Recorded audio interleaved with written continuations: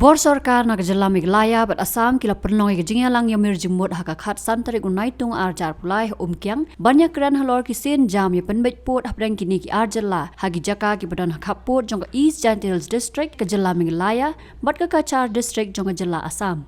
Yaka kunhun na Assam na lamkma do Menteri Beripet Yakatanat Forest Uchandra Mohan Patuwari katba na kalyanga Meghalaya pat la lamkma do sembut Menteri Rangba upa Sniawbhalang Dhar nalor kejingya don lang kibor penyai bat officer na gitegi art district lam ki wei pat. Kini ginong lam kila penpau kejing ngos kem ba an la ban pynbeit yo put usam da kejingya menjur bat kejingya su thu lang. Uba Sniawbhalang Dhar ulei thu ba ka wei shnong ka tip kerteng kum ka baikam ka badon life nyot li ki longïing ka kwah bandon sa Meghalaya but yakani an sa pynbeit no shen. There is one village during the survey when both Assam government and Meghalaya government do for the official level for survey, there is some objection from one of the village. So the purpose of this meeting is to hear the views and the opinion from that village. So today we have seen both the report. We have seen the report from all the village and even the presentation from Assam side and from Meghalaya side. So we have seen it. So now we have to submit a proper correct report to the government and then government will take a call. Only for one village by community, which is 37 family only.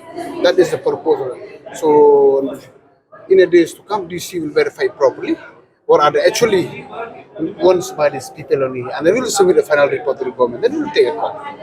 So how should like the people of both? We are for the people. No, we are for the people. So first one has to listen from there only. What are their views? What are their opinions? So only after they give the final report, we will listen from them, and the DC will capture it, and he will prepare the report to me as a chairman of the committee. I will submit to my chief minister, and both the chief minister will take a call in the same time. Nakaliaw Menteri ka Sarkar Assam ulaong babaro arngot ki Menteri Rangba na Assam bat Meghalaya kila depthau ki regional committee ban pet bania ya uput usam haki sngi ban wan dak basim jingmot na ki nong shnong bat ki wei pat. Meghalaya মানে সীমা বিবাদ সম্পৰ্কত আমাৰ মাননীয় মুখ্যমন্ত্ৰী doctor Himanta Biswa Sarma ডাঙৰীয়া আৰু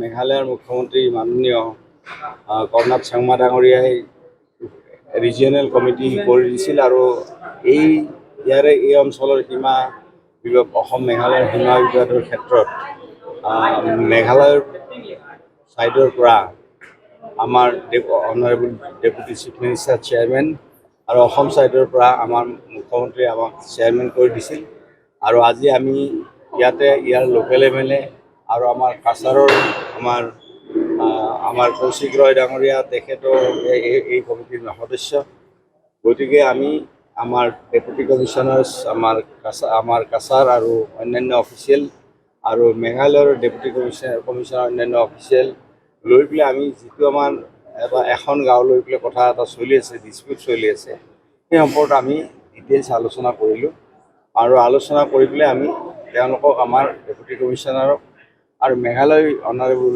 deputy CMA তেখেতৰ deputy কমিশ্যনাৰক ইয়াতে সিদ্ধান্ত হ'ল যে তোমালোকে এটা ৰিপৰ্ট দিব লাগে নিউট্ৰেল ৰিপৰ্ট যিটো ৰিপৰ্টৰ জৰিয়তে দুইখন ষ্টেটে যিখিনি মানুহ আছে সকলো যাতে আনন্দিত হয় গতিকে আমি ভাবোঁ যে এটা সৌহাৰ্দ্যপূৰ্ণ মানে পৰিৱেশত এই আলোচনাটো হৈছে আৰু আমি ভাবোঁ এই আলোচনাটোৰ পৰা এটা ভাল ফলাফল আমি লাভ কৰিব পাৰিম